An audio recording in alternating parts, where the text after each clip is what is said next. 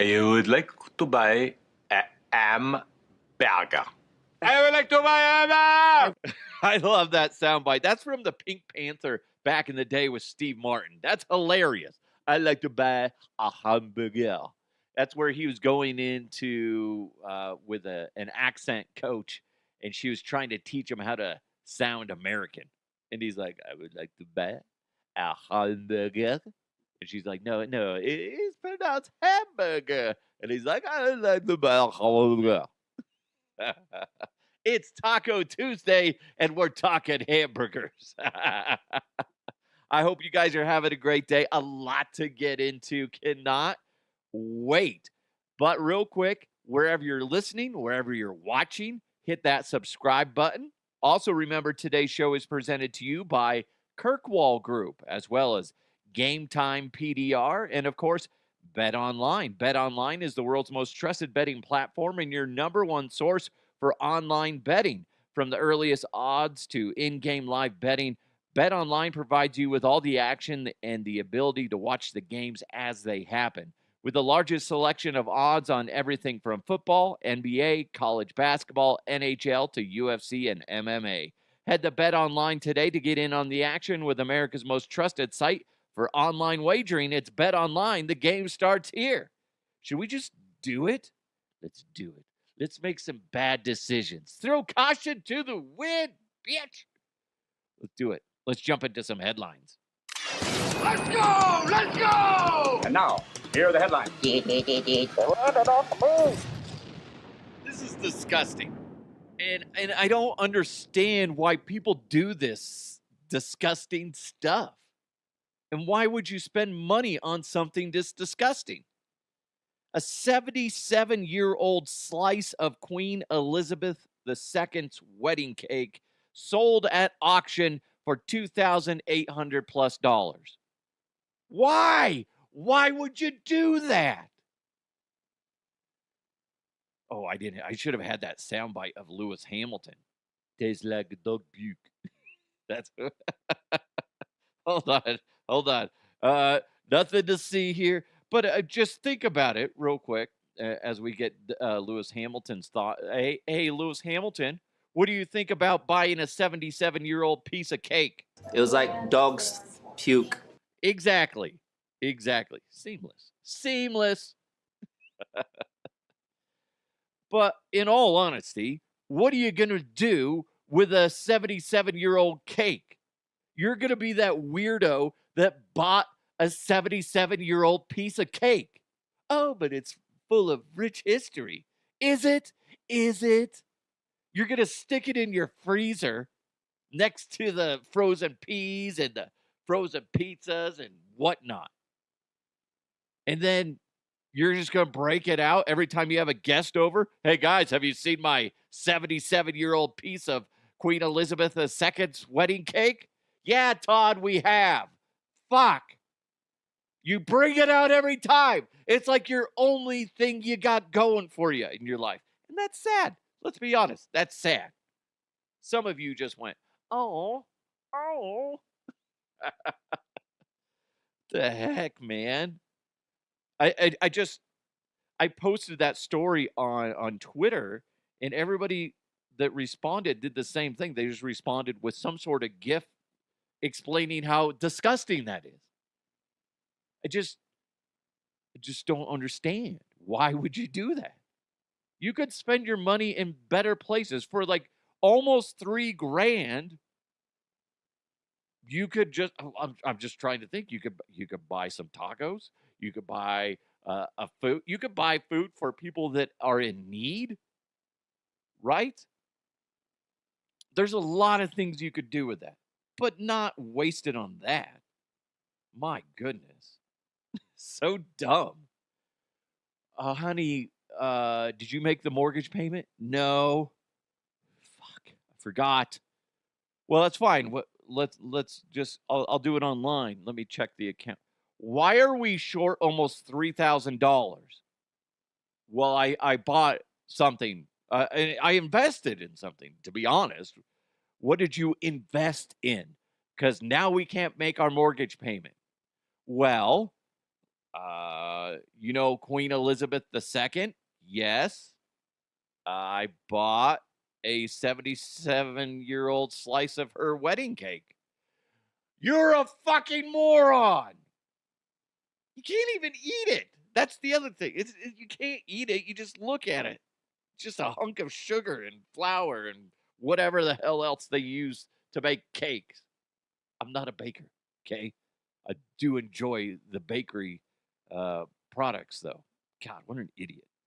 How pissed would you be at your spouse if they spent almost $3,000 on a piece of fucking cake that you can't even eat? And if you did eat it, you have to be rushed to the hospital because you're not going to be able to pass that. You're going to get poisoned. you're going to have like a basically concrete in your stomach. They're going to have to cut you open and remove that 77-year-old slice of Queen Elizabeth II's wedding cake. My goodness. What an idiot. You know that was a guy that bought that, right? I don't even have to look it up. It was a dude. It was a dude that was just like, I need to feel important. I'm going to buy this piece of cake. Fucking dick. Fucking dick. Dwayne Johnson finally came out and addressed this, even though I have some audio that proves that he's talked about this before. It's just the way the news cycle works. He came out in a GQ interview, talked about briefly about what he does on sets sometimes, and that being that sometimes he pees. And he said, yeah, that happens sometimes. And sometimes I'm late as well. Because there was that big controversy, I want to say back in April of this year, where somebody came out anonymously and was saying like, oh, he leaves his urine bottles everywhere on set and he's always late, hours upon hours late, blah, blah, blah, blah. But then all these other people came out and defended him. They're like, yeah, he does pee in bottles and he has been late, but not as late as these people are alleging. And he came out and admitted it. Yeah, I do pee in bottles. Okay, when he works out. And it's funny because I found this old soundbite of Dwayne Johnson. This is from 2017. And keep in mind, people are acting like this is a new thing. I didn't realize it until now or till recently this year that he had a big thing about peeing in bottles, but apparently he's talked about it before. And I just realized you just saw my big bottle of pee. Look, I go hardcore when I train. I don't have time to go to the bathroom. I find a bottle, I pee in it, and I keep training like a beast. Yeah, I pee in bottles, yeah, because I'm a man. I'm a man. Hey, you're not a man unless you pee in a bottle. Still don't think I've peed in a bottle. I guess that's something I should do after the show. I don't think it's that big of a deal unless he's leaving it around for people because nobody wants to see that. Be like, why is this water bottle so fucking warm? What do you got in there, Dwayne? He's all, oh, that's my pee. It's disgusting. I don't know. Gross. Here's where it's funny because I know he has like a portable gym and he's just like, I ain't got time. When I'm working out, I can't stop. I gotta just urinate wherever. At least he's doing it in a bottle. But you're telling me it's not going to do you some good to just go walk over, pee, mentally relax for a second, and then come back? I guess that is. I judge.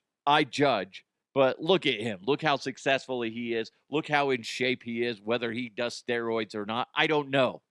I've heard a lot of people accuse him of that. And given his age, it doesn't seem logical that he's able to keep up that pace and keep up that physique. But I'm not an expert.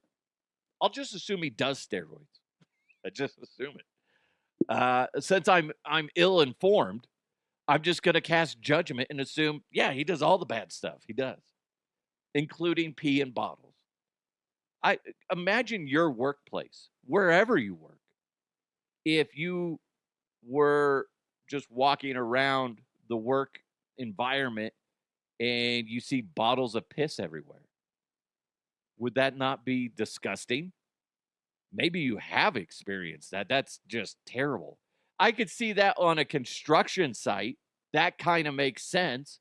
You might be in an area where you're like, I can't come down and then go back up to finish the job, and all I have to do is pee. So I might as well just pee up here and then continue to work. That makes sense. I know some people might not agree with that, but that makes sense to me. But work it out. I mean, I feel like that's a little silly. But it is what part of his routine, and he is one of the most successful individuals on the planet. So who am I to judge him? Unless it comes to steroids, then I have to kind of judge. Just come out and say it, admit it, be like, guys, I juice anyway, and I also pee in my bottles, and sometimes I'm late. Anyway, let's go. Let's move on. And guess what? Who fucking cares? Who cares? This is cool and just weird at the same time. And I'll tell you why it's weird, but first I'll tell you why it's cool. A Disney cruise ship rescued a family from a sinking boat off of Bermuda. A married couple, their daughter and a cousin, radioed for help after a malfunction in their craft's escape hatch caused the craft to start taking on water and began sinking. So how great for them that a Disney cruise liner was right there. But the first thing that popped in my head, my wife shared me this story, and she's like, this is really neat. This is really cool. You should use it for your show. It's really a positive vibe. I'm like, yeah. Then I read it, and I'm like, not cool. Not cool. Mickey Mouse is rescuing this guy and his family. You know his wife is going to forever hold that over his head. You couldn't save us. We had to wait for fucking Mickey Mouse to save us. Next thing you know, she's banging the whole gang, the whole Disney crew, okay? Oh, I just banged your wife. Oh, that's the first thing that popped in my head. Again, I'm very immature and don't think right. I don't. Oh, I'm giving it to your wife. That's cool. And that had to have been scary for the family. I hope to never be in a situation like that.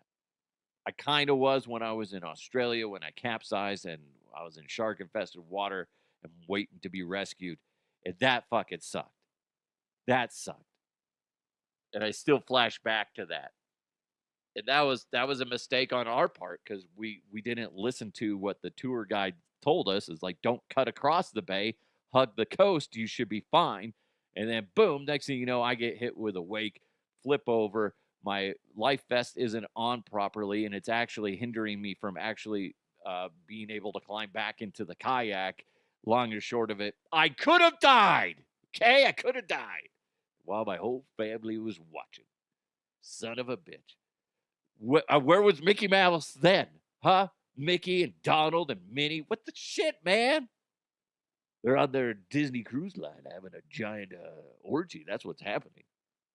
Now you're thinking of Disney characters banging each other. You sick son of a bitch. Why would you go down that path? What's wrong with you? What in the hell is wrong with you? My goodness.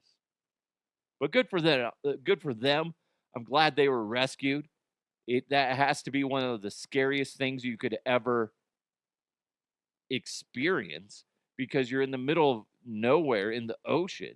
And you're like, what's going to happen? Are we going to get rescued in time? What's in the water? Are we just going to sink? Whatever. I mean, a million things. And then they get rescued, and the Coast Guard ended up showing up too. So good for them. Good for them. But now that guy's got to deal with that shit for the rest of his life. Mickey Mouse is a good lover. He is.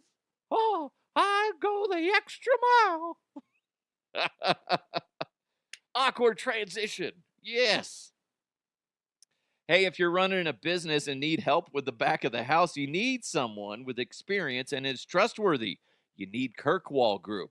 With over 30 years of experience, Richard and the Kirkwall Group understands that you and your business deserve someone who's efficient, timely, accurate, cost-effective, focused on your success, and is working to save you money. You know you like to save some money. Kirkwall Group can help you with your bookkeeping, accounting management services, CFO, controller, accounting manager, projects and support, stuff like that, as well as tax planning and preparation like income, property tax, sales, and use tax. What you need to do, though, is I'm saying all that to you, but what you need to do is go to kirkwallgroup.net and see everything that they can do for you and your business. Go ahead and call or email now for a free 30-minute consultation. When you talk to Richard, he is one of the nicest human beings you're ever going to talk to. He's just a good person who loves numbers. He's just a numbers geek, and there's nothing wrong with that. That's what you want. In all honesty, that's what you want. So go ahead and call him 833-547-5925. To make it easier, it's 833-KIRKWALL, or email Richard directly at rbaike@kirkwallgroup.net. Richard is a good guy, and that's what I when he and I started talking, I was like, yeah, this is a good fit. He's a good dude. This is bizarre. We've talked about this before. I don't understand why people have that big of a problem as adults. But then I guess it depends on how your office is laid out, because 1 in 12 employees, so 8%, have never pooped at work, while 34% are scared to do so. Wow. In fact, Gen Z has the most bathroom anxieties, with 11% of Gen Z employees having never pooped at work and 36 being too scared to do so. That's interesting. Nearly 1 in 5 employees, so 19%, refuse to poop at work, and 1 in 4 hold in their poop all day until they go home. Ladies, almost half of women, 48%, are scared to poop at work compared to 19% of men. More women, 22%, than men, 15% refuse to poop at work. This is really interesting. 1 in 12 employees have never pooped at work. I already said that part, right? Yeah. So here's the other thing. Companies lose an estimated $3,565 per remote employee and $2,833 per in-office employee annually due to time spent in the bathroom during work hours. 61% of employees have noticed a colleague's poop in the restroom at work, and 1 in 16 admit they don't courtesy flush. This is one. I think it's sad that somebody did a study like this. I can see the anxiety depending on where the bathroom is located. There's been some places I've worked where, like at the radio station, there was a bathroom like right by not the studio, but like the station area, and they had glass doors on the station area. But every time a lady would go into the restroom, we would see them go in. It was just really awkward. It was a very awkward place to put a bathroom. And there'd be times where you'd make awkward eye contact. I could be sitting on a chair working, doing some prep or whatever. I see them go in, and then like say 10 minutes later, they come out, and I'm just sitting there going, I know what they were doing in there. Right? And I could see how that would cause some anxiety. So I don't know. I don't know what camp you're in on this. When I was dating my wife, we lived really close to each other. So I refused to poop at her mom's house. So I would just go home and pretend I'm doing something else, but that's where I would go poop. Right? And then I'd come back. Eventually, they caught on that's what I was doing. But I didn't want to be the one that stunk up the house. And that's kind of the same thing with a bathroom at work. You don't want to be the person, especially if the building has bad ventilation, then it's just going to sit in there and everybody's going to know what you did. So I get it. That's where I got to the point where when I had to do that, I would go, if I had the time, I would go walk somewhere else, go to a different floor, because at the station it was 4 floors. So I'd go to like the 3rd floor and do my business, or maybe even the 1st floor. Don't ever go to the 2nd floor. You go, because that's the main level there. I would always go to 1st or 3rd, or in the sales pit, and then just let them deal with it. Just leave. Deal with it. Sell that. So gross. Consuming meat is associated with lower levels of depression and anxiety than abstaining from meat. So if you try to not eat meat, you're going to have higher levels of depression and anxiety. So there you go. Hey, speaking of eating meat, yes, Connery, how's your mother? She's good, Connery. I see your joke there. What? I'm just saying she likes to eat meat. And I banged her last night. Okay, Connery, go fuck yourself. My goodness. Let's just do it. Let's jump into some sports. Going deep, tight ends and long balls. No, it's not an invitation to a Diddy party. Oh, gross! It's sports with the Huff. Yeah, like I said, Joel Klatt went on this beautiful rant in regards to the CU Buffs Ironman Travis Hunter. He plays both receiver and defensive back. He's just an amazing football player. He is every single week in talks about being the next Heisman candidate. I don't see why they wouldn't, as long as the Buffs continue to be successful, why he won't be the Heisman. If he doesn't win it, that's going to be sad.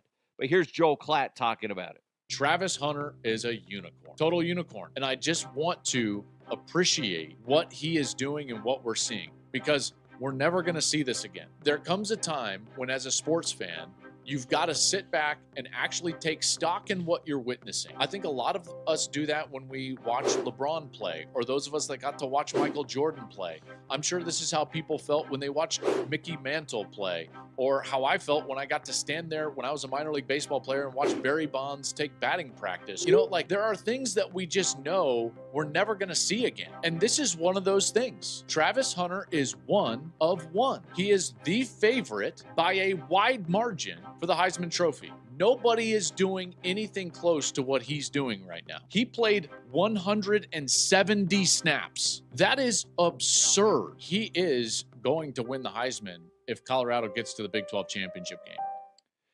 Yeah, that's thank you again, Joel Klatt. Joel, who I actually used to work with. He's the co-creator, or he was helped influence Cowboy to Huff. But anyway, that's I would be curious, what if they don't make the Big 12 championship? You're saying that he's not going to? I think as long as they're relevant till the end, he's a shoo-in.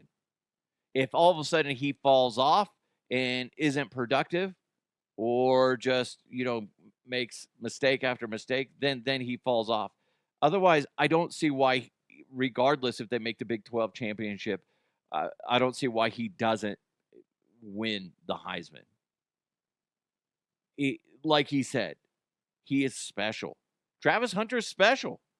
And I don't know if enough people recognize it, especially here in the state of Colorado. I know there's still a lot of people that are on the bandwagon of hate towards Deion Sanders. And for a little bit, maybe I was on there, but I've come to the realization that he is projecting nothing but positivity towards his players.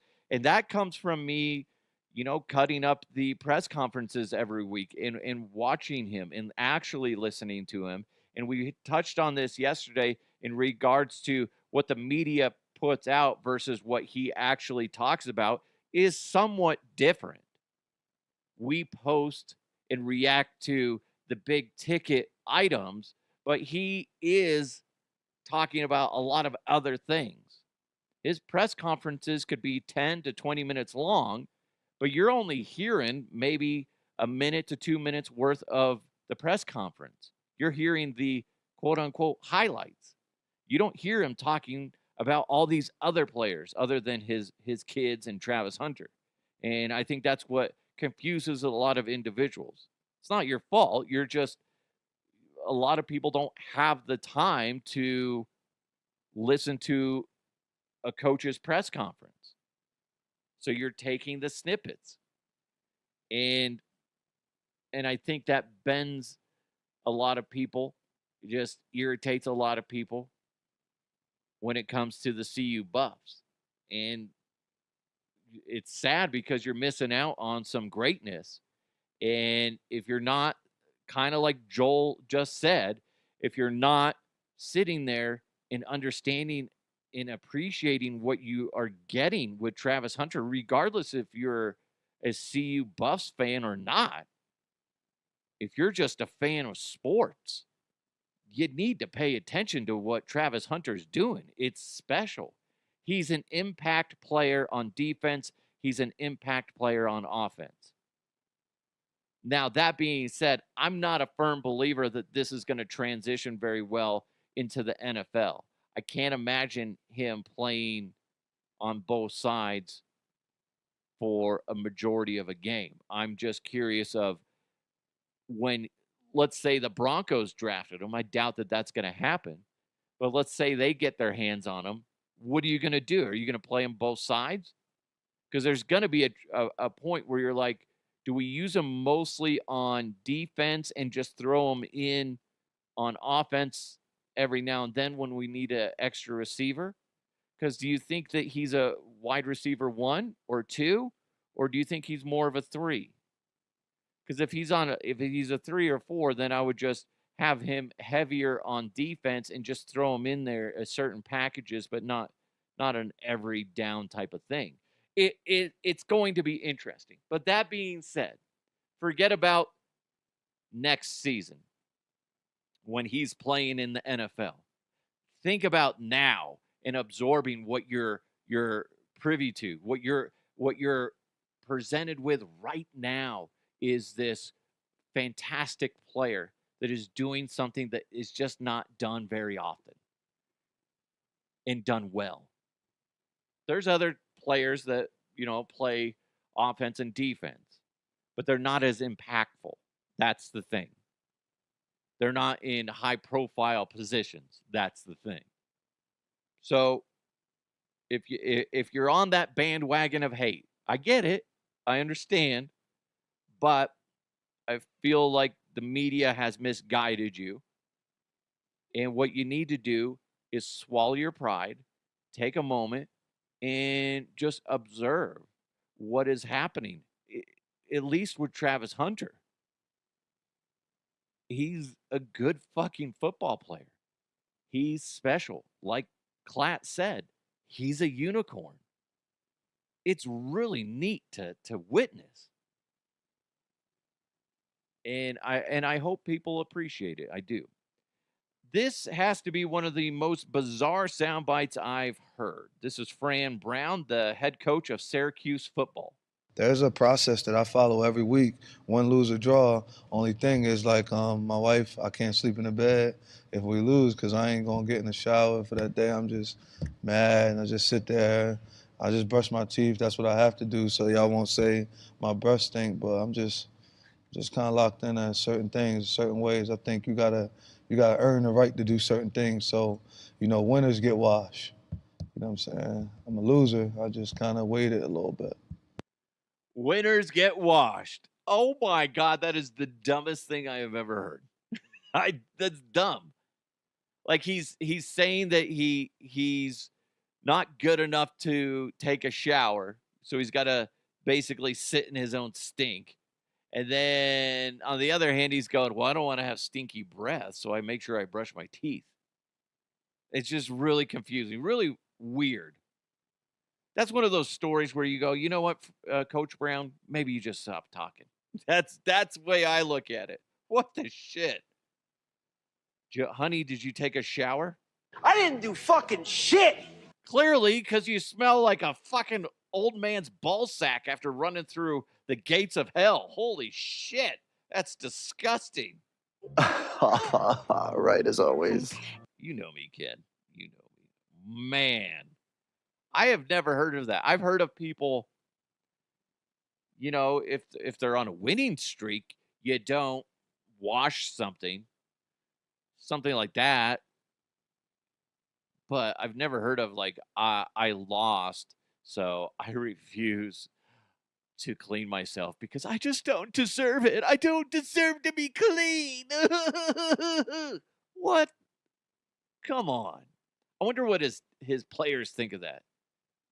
They've lost 3 games, I believe, this year. Syracuse football has. So he's stunk it up. He's literally stinking it up at least 3 times.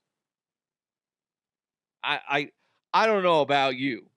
I have to take a shower every single day. I cannot stand it if I miss, if something's going on, something chaotic, and I'm late taking a shower, it makes me irritable, and I don't feel good about it. And then especially if you're busy running around and like you smell, oh God. I think I told you guys this a long time ago. When I was going to broadcasting school, there was a point where I was working at Subway, and I've worked at, you know, Quiznos, Jamba Juice, Safeway, Chipotle, and of course, Subway, and a few other miscellaneous places here and there. But the worst place that I ever worked was Subway for many reasons, and I'll tell you this reason now is with the smell of the constantly baking bread mixed with when I would do dishes, the soap in the water and just the smell of the restaurant. When I would get home, I would be forced by my wife to strip down and throw my clothes in the washing machine. They weren't allowed to go in the hamper because they smelled so bad. It was like rotten food is what it ended up smelling like by the time I got done. One sweat, then, like I said, the food, and then the soapy water from doing dishes and stuff. It was disgusting. Disgusting. I just can't imagine like, oh, I had a bad day. I had a bad day at Subway. I was not a sandwich artist today. That's for damn sure. That's for damn sure. I don't deserve the shower. Well, you ain't sleeping in this bed, motherfucker. Oh, my God. Yeah, that was gross. That was disgusting. I don't think I ever worked any other place where I ever once came home and smelled just awful. It was always Subway. Like Quiznos, it smelled good. Quiznos smelled really good. Chipotle, just normal. Jamba Juice, nothing. Maybe Safeway because of doing so many different miscellaneous things, but not nowhere near as bad as Subway. Subway was fucking gross, like vomit inducing. My wife would be like, "Go shower, please, for the love of God." How was your day at work? Oh, you threw up all over my face. Oh, I love you so much. Oh, so crazy. Hey, we got the mailbag coming up, but first, hey, listen up, Denver. You got to remember this name, Game Time PDR. I know some of you got hit by those crazy hailstorms back in May, and I know that seems like a while ago, but it was kind of hard to get in and get your hail damage fixed. Well, if you're one of those who are waiting till the end of hail season or just procrastinating on getting it fixed for one reason or another, listen, I get it. Life's crazy. But if you've been in Denver, by the way, for the past 5 years, I'm sure you've experienced hail damage in some fashion. The hard part is finding that trustworthy repair shop to fix your vehicle the right way. And the team at Game Time PDR is that Denver location that is just trustworthy. You gotta check them out. They're really good people over there. They specialize in paintless dent repair, which saves the integrity of your vehicle and restores the value back in your vehicle. Now, to celebrate the end of hail season and those procrastinators out there, they are offering you a $200 gift card just to get your vehicle fixed. Game Time PDR has an expert claim specialist on staff to take the hassle out of dealing with the insurance claims and makes it a seamless process. Game Time PDR will pay your deductible up to $1,000, but they need to see your vehicle in order to qualify.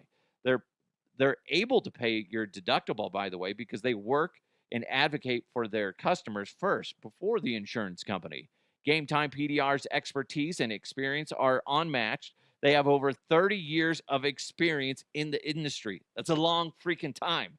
And they have some of the best technicians in the world. I said in the fucking world yesterday, or on the fucking planet. I'm cleaning it up today. I am. But they're really good. Call Anthony right now, 303-955-8200 to schedule an evaluation. It's Game Time PDR, the MVP in dent repair. Okay. All right. You know what we need to do? Let's jump into the mailbag.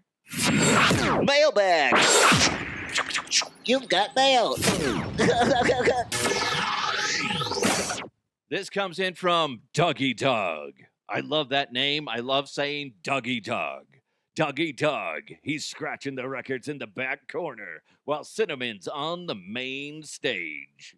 Dougie Doug. DJ Dougie Doug. All right, anyway. Doug says, they're catching the Planet of the Apes before Caesar becomes a thing.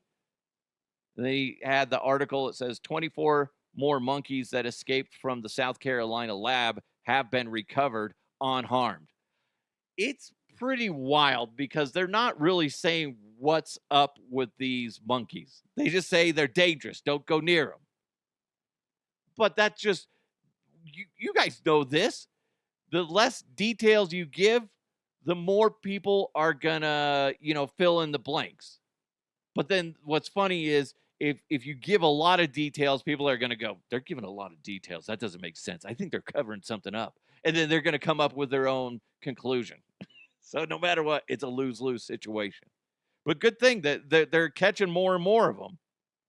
I want to say they got like 26 of them, something like that. I know they said 24 more, but I believe they've caught like a total of about 26, 28 of them. So there's still a good chunk that are out there plotting, waiting for you, coming out, got your burger from Burger King and about to chomp on some fries, sit down on a park bench because why not? It's a beautiful day.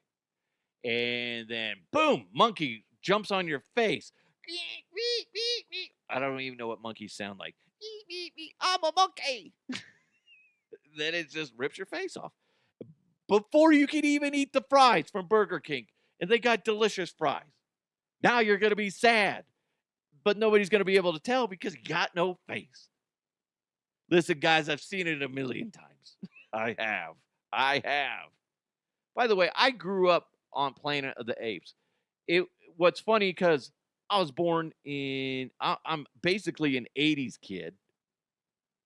But I remember going to the old video place in Broomfield off of, well, I think it was 10th Avenue and 287. There used to be a place called the Video Place. And I would go in there and I rented the VHSs of every single Planet of the Apes movie with Charlton Heston. And it's funny because nowadays I don't think I could get through one of those videos because they're so old and slow and they just drag, right? Whereas nowadays movies, there's very little gap, especially in, any sort of, whether it's action or comedy, there's very little time in between jokes or talking, stuff like that.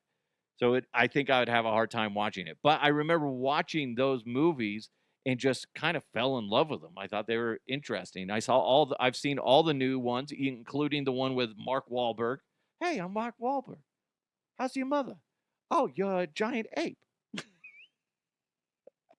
You're a talking ape. How's your mother? Anyway, I love those movies, but it's kind of creepy. I don't think it could go that far, but you never fucking know the way we dick with things. But if it ever got to that point where apes were their intelligence level was jacked up several notches, like in the case of Planet of the Apes, that they would freaking wreak havoc on us. And that's kind of of all the animals out there, they're the ones that you would have to the primates are the ones that you'd have to watch out for. I mean, if it was armadillos, nobody's going to be like, "Oh shit, the armadillos, they're smart."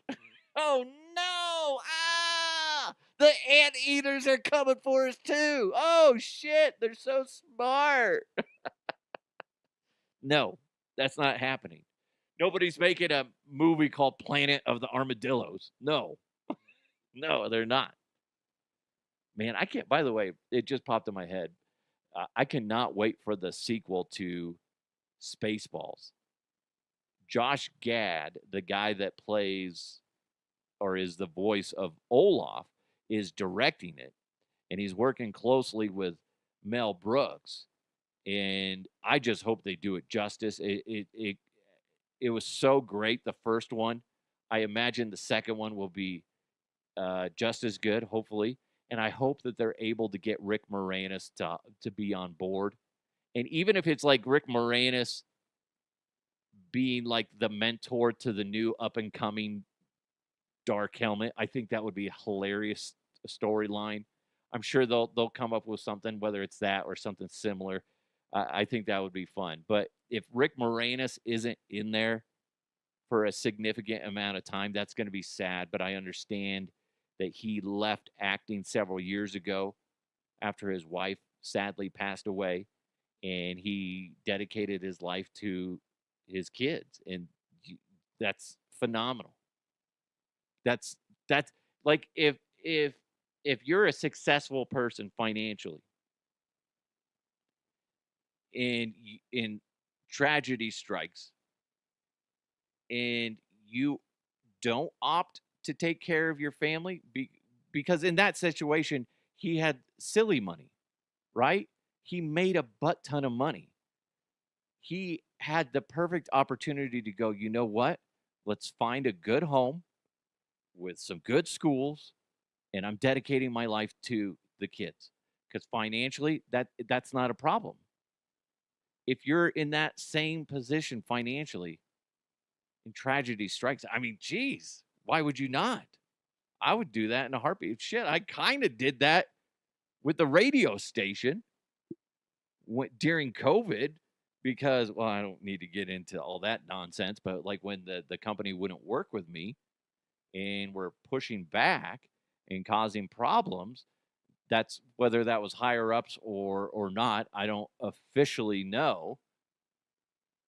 But the thing is, I had to make a choice, family or work. And they literally said that you either work here full time or you don't work here at all. So why can't I work part time? The guys are fine with it. You're either here full time or you're not. So I said, you just made the decision for me. Guess I'm not here. And then I like kicked everybody in the dick and I walked out the door. And if you're able to do it, that's great. I wasn't really able to do that, but I did it anyway. It was one of those things where I kind of just had to stand up and just be like, it wasn't right. And I know I just jerked the wheel from that story about Planet of the Apes possibly being a thing to, poor me. But I did what I did, and it would have been nicer if I was more financially set. But I didn't. I needed to be with my family. That's why, if you don't know, I had worked at the radio station for 18 years, and mixed with COVID and me just being mentally and physically exhausted from trying to be there for my family, but hardly getting any sleep because of the shift I was on waking up at say 2:30 in the morning every single day, and all that stuff, it got to the point where I was essentially a zombie. I could have, it was very hard for me to have conversations with my wife and my kids because I was so tired every single day.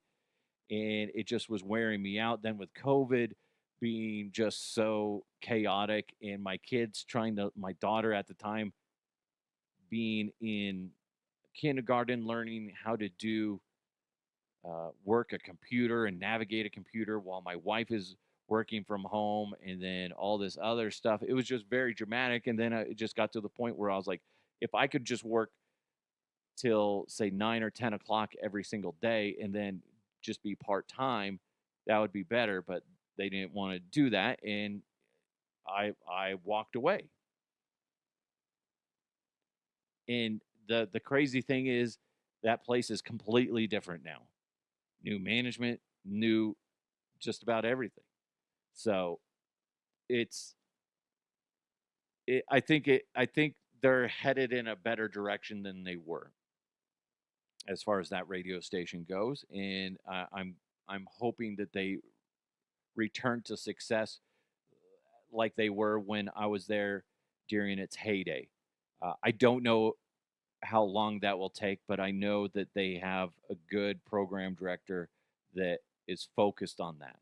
So anyway, sorry, I just veered off. Hey guys, how's it going? What did I miss? I blacked out. Anyway, by the way, going back to that story about the employees that are scared to poo in the office, the fact that it goes down to $2,833 per in-office employee, that they allegedly lose productivity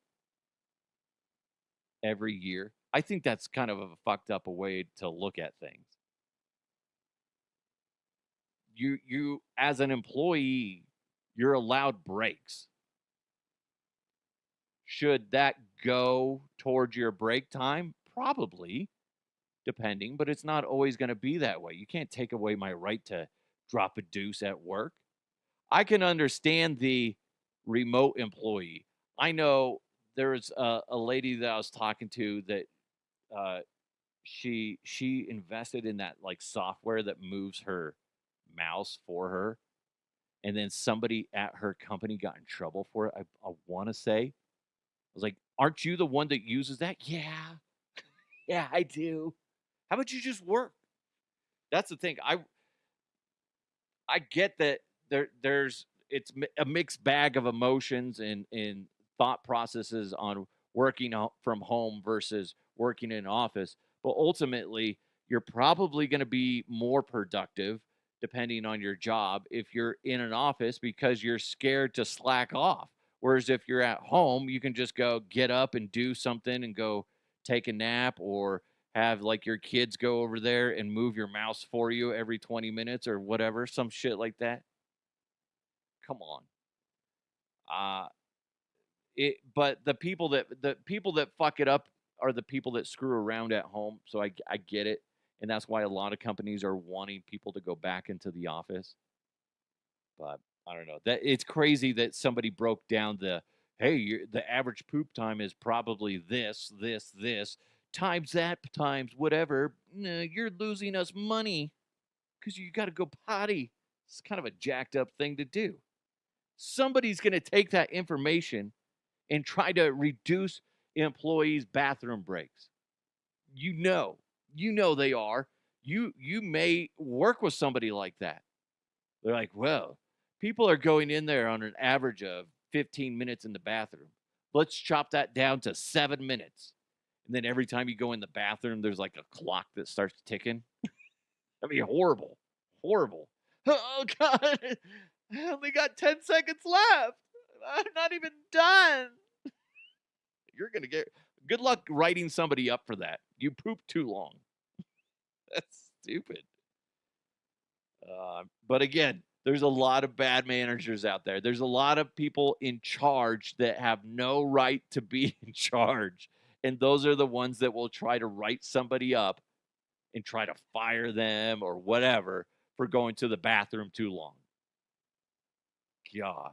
If you got a boss horror story, I want to hear about it. I'm going to put this out on social media too. If you have a horrible boss story, please let me know. DeHuffPodcast@gmail.com. If you want to stay anonymous, I get it. I'll honor that. You can also hit me up on socials, whether on my timeline or direct message at DeHuff Podcast. I love hearing from you guys, and I think that would be a fun thing to do. We can change names if necessary, change company names as well, whatever. Oh, there's some bad ones. There's some bad manager stories out there. Let's work on that. Let's gather some of those up, and we'll do that in the near future on bad management stories. Oh, fucking terrible. There's a lot of terrible managers. You're like, how the fuck did you get the job? But that being said, I remember being when I worked at Quiznos and they offered me the general manager job. I wasn't ready. I knew I wasn't ready, but I accepted it because I was like, if they don't give it to me, they're giving it to somebody else, and I might as well take it because that's easy money. I'll just learn as I go. And it was a shit show. So sometimes I get it, but man. Hey, you know what? Thank you guys so much for listening. Make sure you subscribe wherever you're listening or watching. Share it with your friends if you can. Give it a nice review if you're able. Big thanks to Kirkwall Group. Go check them out at kirkwallgroup.net, as well as Game Time PDR. You got to go check out Game Time PDR. Go ahead and call Anthony at 303-955-8200. Or you can check out betonline.ag if you want to gamble your life savings away. If you want to do that, why not? Why not? If you win, take me out to steak dinner and beers, okay? We'll be good. Steak's good for you, remember, okay? You eat meat, it's going to put you in a good mood. It's going to lower your depression and anxiety levels. I need to eat more meat. If you want to be happy, we need to go to like a Brazilian steakhouse. Let's do it. Oh, I haven't been to one of those in years. I want to go. Oh, let's do that. Let's do this, please. I love Brazilian steakhouses. So good. And you got to prepare. You got to prepare by not eating, and you only like drink all day. Drink water so you expand your stomach. Then by the time you get there, boom, you just shove all that meat in your mouth. Hey, speaking of that, Connery, you already said your joke. You cannot come in here and do another meat in the mouth and my mom joke. Well, I think you just handled that nicely for me. Thank you so much. Fuck, Connery. Damn you. Damn you to hell. Anyway, go slap some meat in your mouth. Let's continue to move forward. It's DeHuff Uncensored. I'll talk to you next time.